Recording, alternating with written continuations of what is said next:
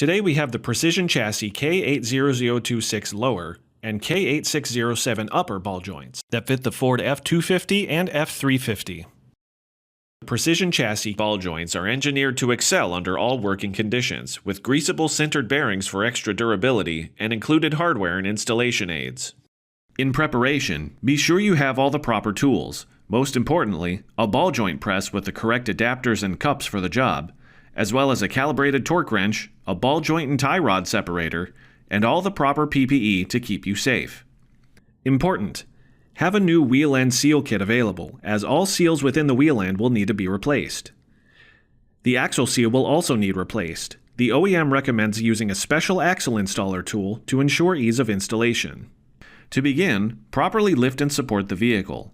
Remove the wheel, then remove the brake caliper, and securely hang it so there's no tension on the hose.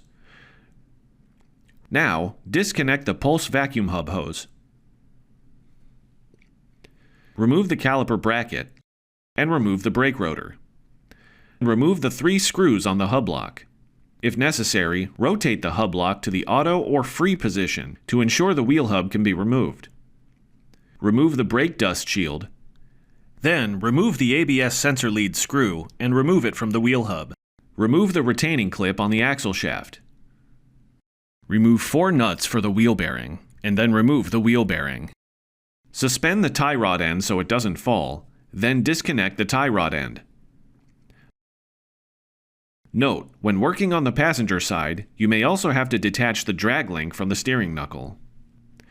Next, drive out the axle shaft seal from the rear and remove the axle assembly. Loosen the lower ball joint nut. Remove the cotter pin from the upper ball joint castle nut and loosen. Remove the lower ball joint nut. Carefully remove the upper ball joint nut. Then remove the steering knuckle from the vehicle.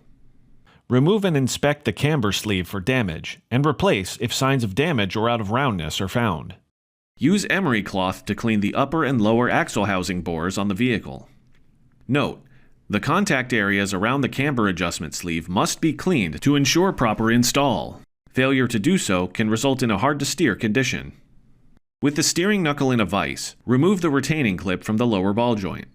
Now, select the proper cups and adapters for the lower ball joint. Assemble the ball joint press and remove the lower ball joint. Next, assemble the press tool for the upper ball joint and press it out. Use emery cloth or a wire brush to remove rust and corrosion from the bores and surfaces of the steering knuckle. First, install the upper ball joint using the proper adapters with the press tool.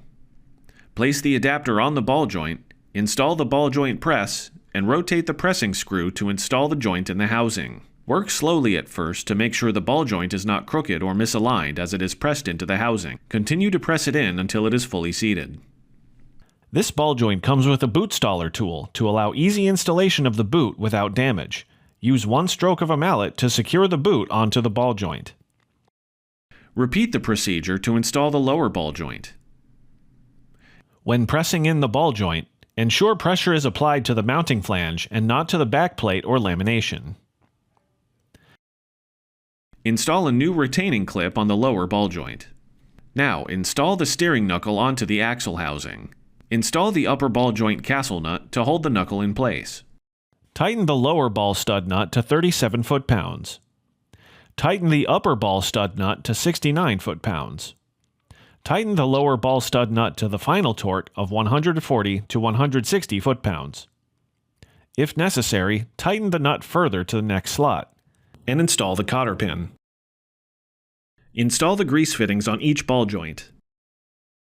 Now make sure the axle housing sweeps freely through the full range of motion. Using the wheel end seal kit, replace the 2 seals on the wheel end and 1 seal on the wheel hub bearing. Now complete reassembly of the vehicle in reverse of removal. Always follow the factory service manual for correct procedures and torque values.